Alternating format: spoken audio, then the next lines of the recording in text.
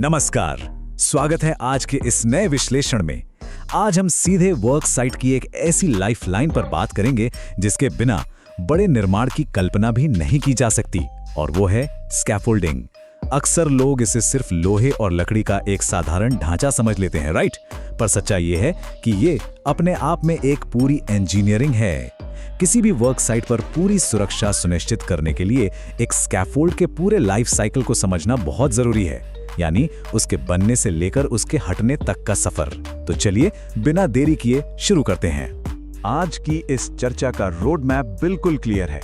हम शुरू करेंगे स्कैफोल्डिंग के बेसिक्स और इसके टाइप से, फिर समझेंगे इसकी एनाटॉमी यानी बनावट को। उसके बाद हम खतरों की पहचान करेंगे, सुरक्षित निर्माण प्रक्रिया को देखेंगे, सख्त इंस्पेक्शन चेकलिस्ट पर नजर डालेंगे और आखिर में इसके प्रॉपर रखरखाव और स्टोरेज पर बात करेंगे। तो आइए सबसे पहले बात करते हैं स्कैफोल्डिंग के बुनियादी सिद्धांत और इसके प्रकार पर। आखिर ये स्कैफोल्डिंग है क्या?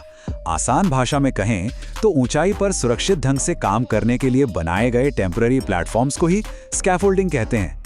लेकिन यहाँ सबसे बड़ा गेम चेंजर कोई मटेरियल नहीं बल्कि एक इंसान होता है जिसे हम कॉम्पिटेंट पर्सन कहते हैं। इस रोल के लिए बहुत ही सख्त एम्प्लॉय कॉम्पिटेंसी रिक्वायरमेंट्स तय की गई हैं। ये वो ऑथराइज्ड एक्सपर्ट है जिसे हर आने वाले खतरे को पहचानने और उसे तुरंत हटाने की पावर होती है। सच कहूं तो कोई भी स्कैफोल्ड उतना ही सेफ है जितना उसे पास करने वाला कॉम्पिटेंट पर्सन। उनकी क्लियरेंस के बिना वर्क साइट पर एक पत्ता भी नहीं हिलेगा। यह स्कैफोल्डिंग के इन दो अलग-अलग टाइप्स के बीच का अंतर साफ देखा जा सकता है। ये बिल्कुल रात और दिन जैसा फर्क है।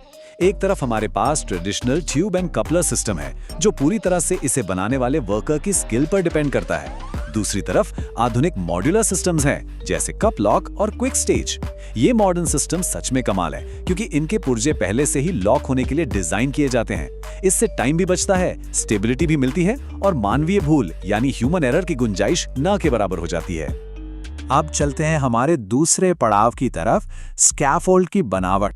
किसी भी मजबूत इमारत की तरह स्कैफोल्ड की जान भी उसकी नींव में बसती है। यहाँ सोल प्लेट्स और बेस प्लेट्स हीरो होते हैं। इनका काम है पूरे ढांचे के भारी वजन को जमीन पर बराबर हिस्सों में बांट देना। सोल प्लेट्स इंश्योर करते हैं कि स्ट्रक्चर जमीन में ना धंस जाए, खासकर जब मिट्टी नरम हो। एक बहुत ही दिलचस्प सेफ्टी रूल है, लकड़ी की जो सोल प्लेट्स होती हैं उनका एरिया कम से कम 1000 स्क्वायर सेंटीमीटर होना ही चाहिए। बिना इस मजबूत फाउंडेशन के समझिए सीधे खतरे की बुनियाद रखी जा रही है। नींव के ठीक ऊपर आता है हमारा मेन फ्रेमवर्क। ये एक जायंट पजल जैसा है। जो सीधे खड़े वर्टिकल पाइप्स होते हैं उन्हें स्टैंडर्ड्स कहा जाता है, और इन स्टैंडर्ड्स को आपस में जोड़ने के लिए जो हॉरिजॉन्टल पाइप्स लगते हैं उन्हें लेजर्स और ट्रांसम्स कहते हैं। ये सब आपस में इंटरलॉक होकर उस मेन प्लेटफॉर्म को सहारा देते हैं। एक कमाल का फैक्ट ये है कि डिजाइन ऐसी होनी चाहिए कि अगर प्लेटफॉर्म पर वजन अपनी लिमिट से 4 गुना, जी हाँ 4 टाइम्स भी बढ़ जाए तो भी ढांचा गिरना नहीं चाहिए। ये होती है असल इंजीनियरिंग। अब बात करते हैं सबसे जरूरी चीज की, गिरने से बचाव। सोचिए एक वर्किंग प्लेटफॉर्म पर अगर हैंड रेल, मिड रेल और टो बोर्ड ना हो तो वो तो सीधा मौत का कुआं बन जाएगा। ये फिजिकल बैरियर्स ही उन वर्कर्स और सामान को नीचे गिरने से रोकते हैं।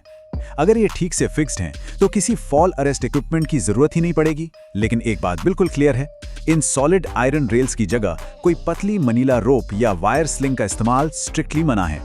सेफ्टी एक ठोस चीज होती है, हवा में झूलती हुई रस्सी नहीं। चलिए अब तीसरे भाग पर बढ़ते हैं जो सबसे क्रिटिकल है, खतरों की पहचान। स्ट्रक्चर तो समझ आ गया, पर जमीन पर रियलिटी क्या होती है? यहाँ एक छोटी सी चूक का नतीजा भयानक हो सकता है। अगर काम में गलत या डैमेज मटेरियल यूज किया गया या टो बोर्ड लगाना छूट गया और ऊपर से कोई भारी सामान नीचे गिर गया तो हादसा तय है। वहीं प्लेटफॉर्म्स पर ओवरलोडिंग एक और आम लेकिन फेटल गलती है। इसके अलावा अगर आसपास वेल्डिंग चल रही हो तो आग लगने का खतरा या ओवरहेड पावर लाइंस के टच में आने से इलेक्ट्रोक्यूशन का डर हमेशा बना रहता है।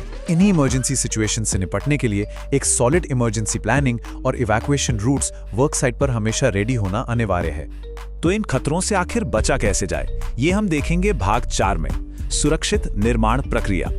स्कैफोल्ड को कभी भी हवा में नहीं बनाया जा सकता। इसके पीछे एक प्रॉपर चेन ऑफ कमांड होती है। पहले कॉन्ट्रैक्टर द्वारा प्लानिंग की जाती है, फिर अथॉरिटी से मंजूरी मिलती है, फिर शुरू होता है इरेक्शन का काम। पर रुकिए, ढांचा बनने के बाद तुरंत उस पर चढ़ना बिल्कुल मना है। यहाँ आता है सबसे बड़ा स्टेप। कॉम्पिटेंट पर्सन आकर हर एक जॉइंट की जांच करेंगे, सख्त ऑडिट क्राइटेरिया मैच करेंगे। जब तक वो लॉगबुक में साइन करके स्ट्रक्चर पर हरा रेडी टू यूज टैग लटका नहीं देते, तब तक उस स्कैफोल्ड पर पांव रखना भी असुरक्षित है। अब हम पहुंच गए हैं भाग 5 पर, निरीक्षण और चेकलिस्ट। अक्सर लगता है कि जांच आखिर होती कैसे होगी। सच्चाई ये है कि स्कैफोल्डिंग में अंदाजे से कुछ नहीं चलता। यहाँ हर एक नट, बोल्ट और पाइप का एक प्रिसाइज मेजरेबल स्टैंडर्ड है। जैसे जो स्टील ट्यूब्स यूज होंगी वो मीडियम क्लास 40 mm बोर की और IS 2750 स्टैंडर्ड की ही होनी चाहिए। ड्रेसिंग्स को हवा के दबाव से बचाने के लिए हॉरिजॉन्टली हर 9 मीटर और वर्टिकली हर 4 मीटर पर स्ट्रांगली टाई करना पड़ता है, और रेलिंग्स वो ठीक 1000 मिलीमीटर ऊंची होनी चाहिए। ये नंबर्स IY नहीं लिख दिए गए हैं, ये सालों की सेफ्टी ऑडिट्स और इंजीनियरिंग का एग्जैक्ट निचोड़ है। और अब हमारा आखिरी भाग, सेक्शन 6, रखरखाव और सही स्टोरेज। एक बार काम खत्म तो बात खत्म? बिल्कुल नहीं। सच तो ये है कि ढांचा हटाने के बाद का फेज उसको बनाने से भी ज्यादा इंपॉर्टेंट है।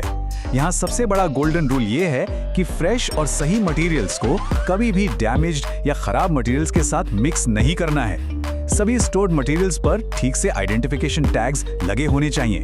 अगर गलती से खराब पुर्जे वापस अच्छी इन्वेंट्री में मिल गए तो अगले प्रोजेक्ट पर खतरे का लेवल वैसे ही ऊपर चला जाएगा। स्टोरेज एक डिसिप्लिन है, इसे हल्के में नहीं लिया जा सकता। तो इन सब बातों के बाद आखिर में एक बड़ा सवाल उठता है।